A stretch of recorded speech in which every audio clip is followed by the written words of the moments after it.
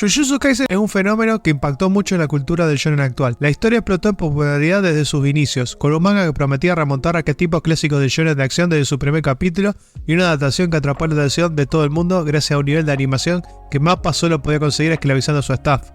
Lo tenía todo, pero voló demasiado alto y demasiado cerca del sol, y se quemó por completo en poco más de 2 años. Pero a diferencia del mito griego, la caída de Jujutsu Kaisen no se desencadenó por la ambición de su mangaka Gege Utami, sino por su absoluto desdén con su propia obra. Tenía en sus manos un potencial inconmensurable para crear una de las historias más interesantes y subversivas, y no hizo absolutamente nada con eso. Por supuesto que introdujo elementos interesantes, pero eso solo sirvió más que como parches de algo que ya estaba roto, de una narrativa que no tenía fin ni sentido alguno. El autor inventó un universo repleto de hechiceros y maldiciones, muy complejo con matices y puros grises, y ahora sí, el manga se siente vacío, incompleto e intrascendente porque a Gege no le importa ni la historia ni los personajes, y se nota.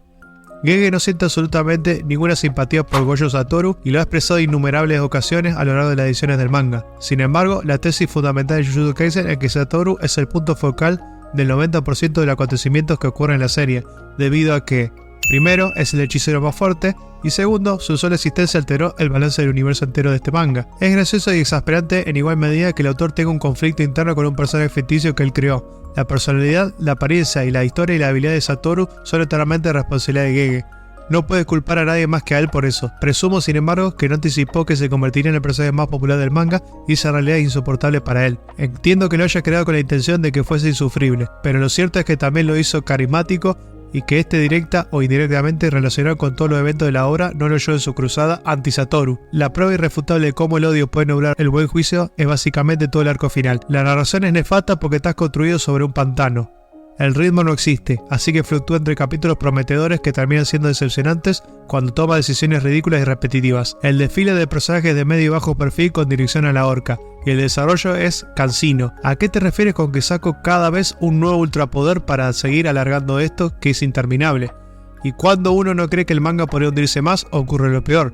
La publicación del nefasto capítulo 261, que será recordado como uno de los peores jamás hechos, no por el contenido en sí, que es cuestionable por decirlo menos, sino porque sirve como un doloroso recordatorio de cómo pudo haber sido este manga. Si Gege Akutami se hubiera tomado la molestia de cocinarlo bien y prepararlo como se lo debía, pero esto no fue así. ¿A qué me refiero con todo esto? Jujutsu Kaisen debió ser una historia cronológica y debió estar protagonizada inicialmente por Satoru Gojo, y permítanme explicarles por qué. La historia empieza con la reaparición de Sukuna, el rey de las maldiciones, el antagonista principal. Debido a un lapsus de Itadori Yuji, el protagonista, que termina convirtiéndose en un hechicero para exorcizar monstruos y evitar que Sukuna recupere su cuerpo original, el inicio es bueno, interesante y prometedor, hasta que el manga avanza y Gege nos revela eventos que ocurrieron antes de que empiece la historia. Eso no es un problema, porque los flashbacks han existido desde siempre y lo seguirán haciendo. El verdadero problema es que la narrativa no cronológica le quita impacto y profundidad a estos sucesos, no por ser un flashback en sí, sino porque Gege carece de habilidad para el desarrollo de personajes, principalmente femeninos, y ahondar en la complejidad de sus relaciones. Si la historia fuese lineal, esa deficiencia no sería tan evidente. Pongámonos en situación. Imaginen que Jujutsu Kaisen empieza con el nacimiento del Gojo, y lo que supone su inmensurable poder para la sociedad de hechiceros, las maldiciones y el mismo. Que Yuji sea ajeno a un clan no hizo a Gege abordar satisfactoriamente las dinámicas, luchas de poder, presiones y discriminación existentes de los clanes. Sabemos cómo tratan a personajes como Maki y Toshi, porque carecen de poder maldito, pero esa es la superficie de un océano. ¿Qué ventaja supuso para el clan Gojo que él tuviese los 6 ojos? ¿Cómo afectó su relación con los otros clanes? Que Satoru tuviese en su custodia a Fushiguro Megumi no levantó cuestionamientos cuando era heredero del clan Zenin y poseía la técnica de sombra de 10 tipos. No existe información sobre el origen de los clanes porque de por sí sabemos muy poco sobre ellos, y me atrevo a decir que son un elemento importante que enriquecería la historia. Empezar el manga con Satoru habría permitido explorar la sociedad de hechiceros desde un panorama mucho más amplio, y trabajar con la anticipación de eventos clave como el enfrentamiento de Satoru y Toshi. Toshi conocía a Satoru desde que era un niño y reconoció su increíble poder, pero Satoru no sabía quién realmente era él porque Toshi había abandonado al clan Zenin tiempo atrás. No puedo evitar imaginarme cómo habría sido la historia si su punto de partida hubiese sido su primer encuentro debido a todas las implicaciones. Gojo Satoru es el hechicero más fuerte del mundo y se espera que salve a la humanidad, y Fushiguro Toshi, a pesar de no tener poder maldito, es quien inicia una caída de fichas de dominó que desencadenan en el colapso de la sociedad de hechiceros. Y en medio de estos puntos trascendentales, el manga pudo haberse enfocado en la crianza de Satoru, las presentaciones de los clanes Gojo, Zenin, Kamo y Numaki, su funcionamiento interno, sus alianzas y enemistades, y una vez que Satoru hubiese crecido y debía iniciar su entrenamiento en la escuela de hechiceros, podía introducirse en más detalles sobre nuevos personajes fuera de los clanes, como Geto Suguru, otra pieza fundamental de Jujutsu Kaisen incluso cuando está muerto. Es una lástima que un arco tan potente como el pasado de Gojo haya sido introducido después de la publicación de Jujutsu Kaisen 0, después de que sabemos que Suguru se convirtió en un villano y murió a manos de Satoru. Esa decisión narrativa le quita la presión a Gege para profundizar en los orígenes del vínculo entre Satoru y Suguru, aunque hace hincapié en esto constantemente a lo largo del manga, pero también elimina de la ecuación el factor emocional tanto para los personajes como para los lectores al introducir durante unos capítulos la idea de que Gojo Satoru muere. Eso no genera tensión ni preocupación porque es un flashback y todo el mundo sabe que es una treta porque Satoru sigue vivo en la línea temporal actual. Solo piensen en cómo habría sido experimentar cronológicamente la amistad de Suguru y Satoru, la muerte de Satoru y su resurrección, la muerte de Toshi, la traición de Suguru y su transformación en líder cultista mientras Satoru se convertía en el tutor de Megumi y Sumiki por extensión. El impacto narrativo hubiese sido espectacular, no solo porque habría supuesto el cierre de un evento que marcó el inicio de la historia, que es la pelea de Satoru vs Toshi, sino porque también serviría como antesala para los dos acontecimientos esenciales: Satoru contra Suguru en Jujutsu Kaisen 0 y Satoru vs Megumi, que es poseído por Sukuna en el arco final. El primer suceso funciona perfectamente tal y como está escrito porque refleja el contraste de sus visiones sobre el mundo, además de introducir al personaje de Yuta Okkotsu, pero el segundo estuvo condenado desde un principio porque Gege descuidó la relación entre Megumi y Satoru, exactamente como lo hizo con todas las demás. Se podría pensar que Megumi sería el pupilo más cercano a Satoru, independientemente de su personalidad apática, porque este lo entrenó y lo resguardó de los Zenin gran parte de su vida, pero ambos parecen casi indiferentes el uno con el otro.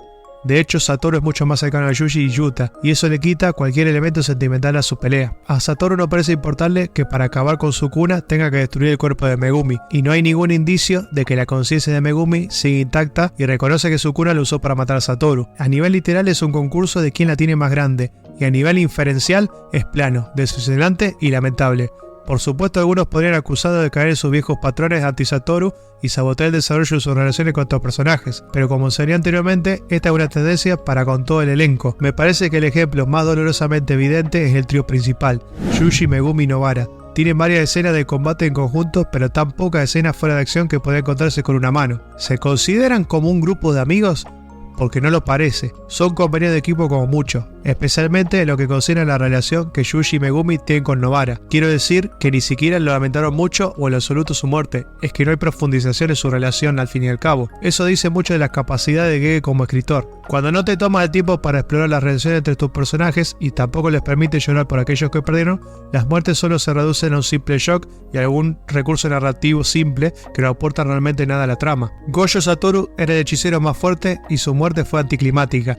Genjaku era el villano tras las sombras y su muerte fue anticlimática. El resto de los personajes que perecieron en la batalla final lo hicieron con ningún objetivo.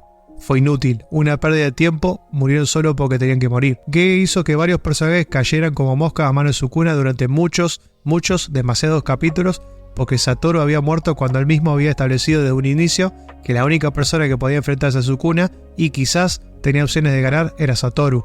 El resto de los personajes no pintaba nada ahí, y la evidencia más grande es que Sukuna se está enfrentando de nuevo a Satoru, más específicamente a su cuerpo ahora poseído por Yuta. Casi parece como si la finalidad de que los otros hechiceros cayeran en acción fue simplemente para ganar tiempo hasta que a Gege se le ocurriese algo, porque todo el mundo, tanto dentro como fuera del manga, sabía que no tenía ninguna oportunidad contra Sukuna. El autor y su editor podían ser todo lo delirantes que quisieran, pero nadie creyó ni por un segundo que ningún personaje podía hacerle pelea a Sukuna salvo Satoru Gojo. Seamos serios.